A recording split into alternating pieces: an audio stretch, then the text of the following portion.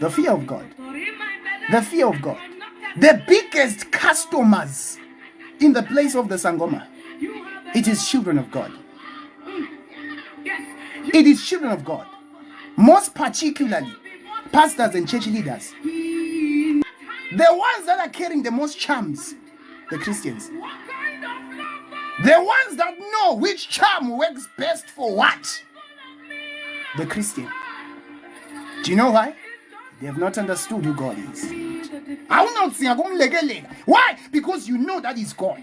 It's instead of getting a spiritual father, you get a sugar daddy. Because all that you want is the candy. All that you want is the sweet. For your days to be long, you need to honor your parents if you have your parents. If you don't have parents, you can respect those who are elder, who were spiritually like you, man of God. You can be young to me, but I always respect you. Yes. I know you as an apostle, a man of God.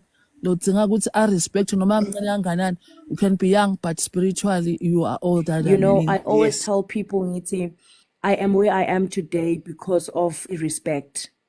It's not because of how educated I am or whatever. I just said, you need to understand that God is God, and also understand that God is your Father.